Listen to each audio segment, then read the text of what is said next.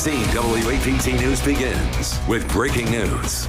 We do have breaking news. Governor Tate Reeves and Mississippi Emergency Management Director Greg Michel are addressing the state of the Pearl River flooding. We take you there live now. Of the men and women here at MEMA who have had very busy start to the year. After 2019, when Mississippi was hit with everything from tornadoes and damaging winds to tropical storms and flooding, they executed timely responses and quickly worked to restore the quality of life for their fellow Mississippians. And I personally want to thank them and all of these agencies represented behind me in state government, as well as everyone who is working throughout this facility. Those of you who have been here before know there are an awful lot of people that are working throughout this facility and throughout the state, and they're doing a fantastic job, and I want to thank them. I've got some remarks to make a little bit later, but I'm going to, at this point, turn it over to Director Michel, who is leading the charge with respect to this at this time. Thanks. Thank you, Governor. The staff has just completed briefing Governor Reeves on this current situation that we got here in Mississippi, particularly in the Jackson metro area. I just want to first start by thanking partners that are here behind me, General Boyles with the National Guard, Willie Huff is with the Mississippi Department of Transportation, Colonel Chris Gillard with the Mississippi Highway Patrol, Ryan Blakely with the Insurance Commission, and then all my other partners that have been a part of this planning process. We have been watching and planning for this event for weeks and anticipating the Pearl River rising to the level that we're projecting it to be sometime later tonight and tomorrow. This is going to affect a lot of people. It is certainly something that you should not take for granted. We have done try to do a really good job of educating the public about what the water is going to do, where it's going to go. I've had extensive communications with the folks in Hinds County, Rankin County, Madison County, a lot of conversations and meeting with Mayor Lumumba in the city of Jackson in preparation for this. It is extremely important that everybody maintain situational awareness, pay attention to your emergency weather alerts, use the tools that have been pushed out to you to look at where the flood inundations are going to be, and just continue to stay focused as we move forward. As the governor will discuss here in just a little bit, we'll talk about when these effects are expected to happen. And you, again, do not wait till the water gets in your house to evacuate. Do not wait until water envelops your home or blocks a road so that you cannot get out. When you take risk like this, it puts first responders and emergency responders in additional risk to come in and get you out of a home after it's been flooded. So please pay attention to where we're at. Just know that the governor and all of the state agencies partners are prepared to extend any resource necessary to respond to this event. At this time, I'm going to turn the podium back over to Governor Reeves.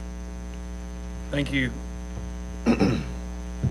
Thank you, Director Michel.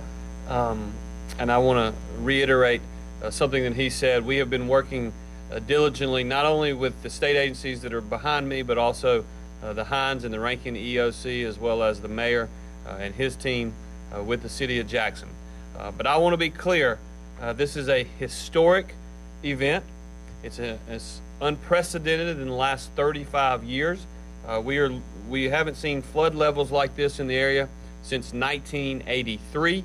And so for those of you who are familiar with the history, we had 1979, we had 1983, and if we reach the flood levels of 38 feet, as is continuing to be projected, this will be the third worst flooding of the Pearl River and the surrounding communities in Hinds and Rankin counties, literally in the last 35 plus years.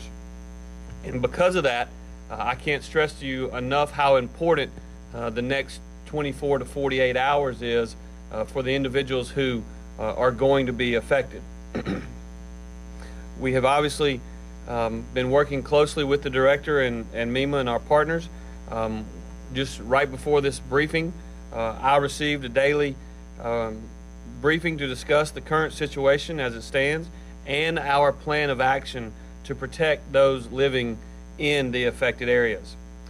Today's projections are showing the potential, as I mentioned, of this being the third worst flood in our history, and therefore earlier today I did sign a state of emergency to deploy the necessary resources to take care of all Mississippians that are impacted. Now let's talk a little bit about what that impact may look like.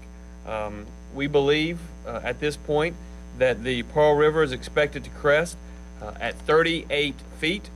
We expect that to occur sometime after dark tonight and probably into the middle of the night is when it is expected to do. So if you look out at 4 or 5 o'clock this afternoon and the sun is shining brightly and you don't currently have water in your house, that doesn't mean that it's not coming.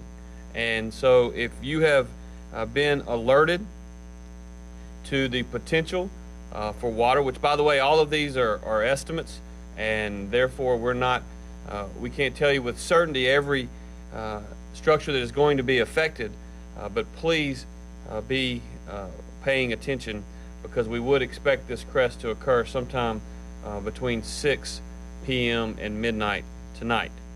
As I have said before, and as the press has been alerted to, we currently believe there are more than 2,400 structures that could be impacted by the flooding.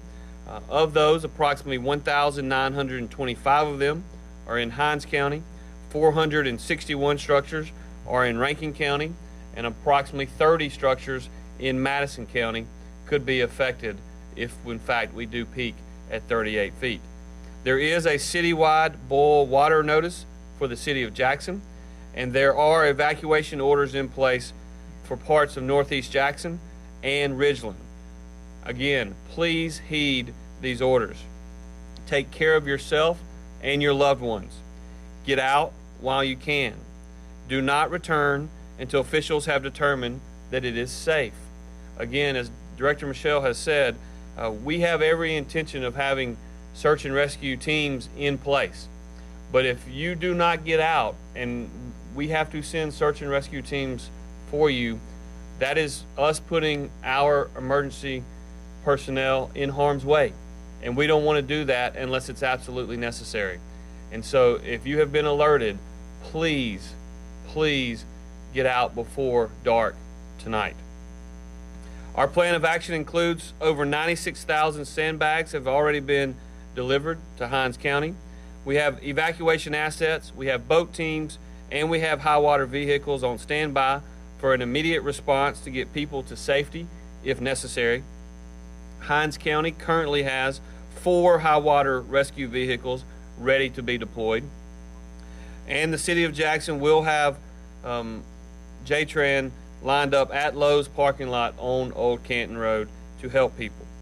I also want you to know that we are currently concerned about some major roadways. Major points of concern right now are I-55 North, around Daniel Lake Boulevard, as well as around Elton Road. It is possible that the Mississippi Department of Transportation will have to close frontage roads. It is possible that they may have to close lanes on the interstate moving north. Those decisions have not yet been made, but it is a situation in which they are monitoring. But we may also see other highways that may experience either lane closures, or potentially we may even see highways having to be closed because of the water levels. We are working with the Mississippi Highway Patrol and the Mississippi Department of Transportation to monitor that situation and to prepare a plan for a quick response should this flood impact major roadways. I would tell everyone to be extremely careful. If you see standing water, do not walk or drive through it. Turn around. Don't drown. While we did enjoy a day of sunshine yesterday, and when I came into this building and the sun was shining earlier today, I urge you to not get a false sense of hope. We are not out of the woods yet.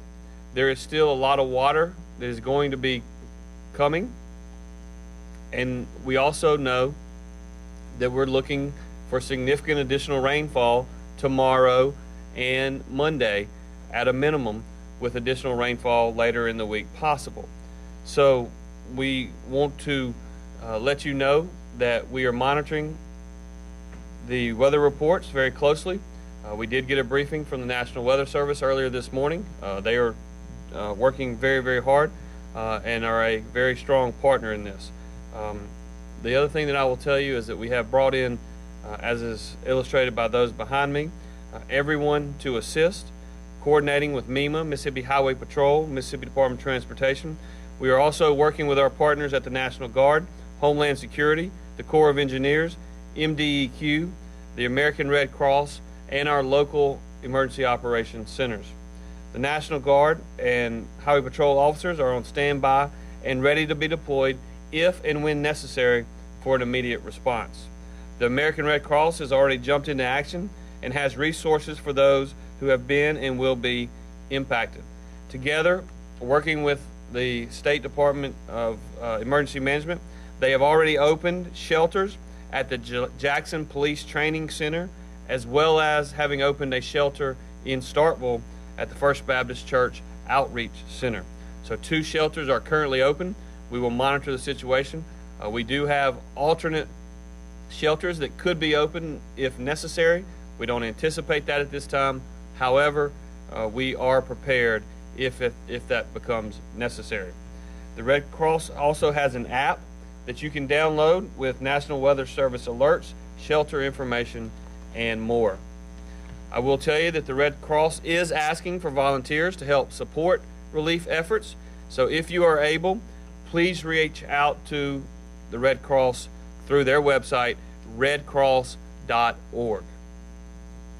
I encourage everyone in Central Mississippi and beyond to prepare. Stay informed by following MEMA on social media and by tuning into your local news. Have a plan to protect yourself and have a plan to protect your loved ones. Again, I want to thank everyone here at the Mississippi Emergency Management Agency and throughout Central Mississippi who are working around the clock to protect their fellow Mississippians. These men and women have a lot of experience handling disasters like this, and I know with the talent that is behind me and the talent in this building and the talent throughout our state, Mississippi could not be in better hands. So at this time, I'm going to open the floor to any questions that you may have. Officials don't have a reservoir, so they're going to try to hold as much water as they can. Do you all know when they have to release more water? Well, they are currently releasing water at a rate that is similar to what they have been doing over the last several days. We have taken into account the projections of not only what they are releasing today, but also what we anticipate that they'll need to release in the coming days to deal with what could be as much as 1.5 to 3 inches of rain over the next 48 to 72 hours. And so the projected peak of 38 feet includes projections of what the reservoir will have to empty or release in the coming days. And so at this point, that's what we anticipate.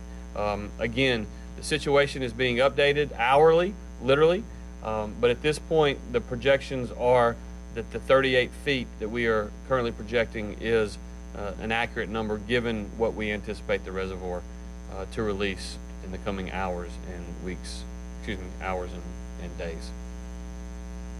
You mentioned this is going to impact 2,400 homes or structures. Do you know how many families that might impact or people that might impact in the state?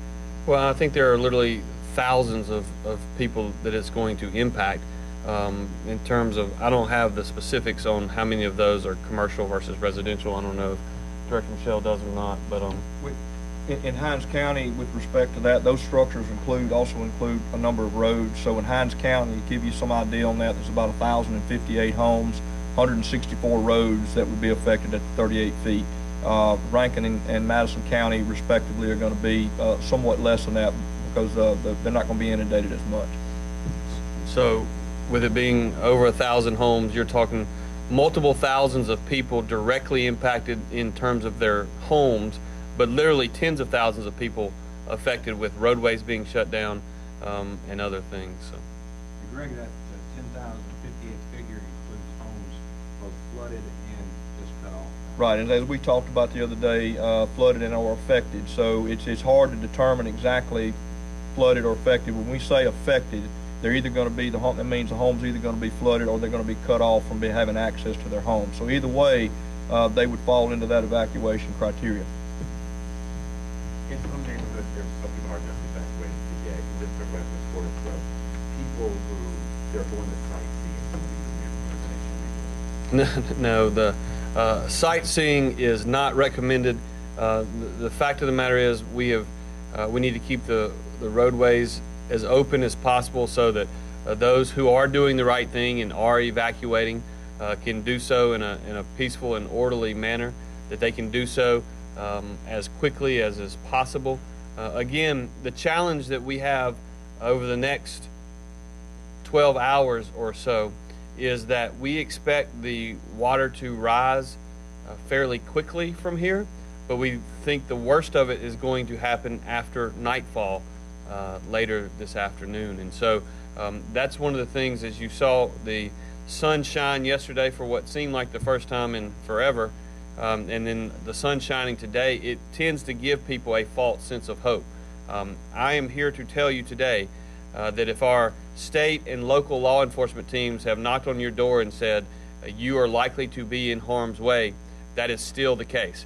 Regardless of how good the weather is today, if we have alerted you, if you have looked on the interactive map that has been offered on so many websites and by so many of you in the news media, and thank you for what you're doing to get that information out. But if it appears on that interactive map that you are living in an area that is going to be affected, it is highly likely that sometime, if you haven't already been affected, that highly likely that sometime after 5 or 6 o'clock tonight that you will be affected. And so be prepared for that. It's harder to deal with, obviously, when it's dark outside. So I encourage people to start, if you haven't already, start evacuating sometime during the daylight hours over the next 8 to 10 hours.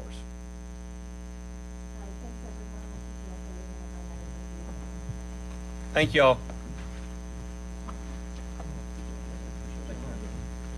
Tate Reeves declare a state of emergency for the state of Mississippi regarding the Pearl River flooding. Officials still believe the Pearl River will crest at 38 feet, possibly between 6 tonight and midnight. Nearly 2,400 structures could be impacted. Water is currently being released from the spillway. You are urged to evacuate if you're in a flood-prone area. Of course, we'll continue to keep you updated on air and online at WAPT.com or on the 16 WAPT mobile app.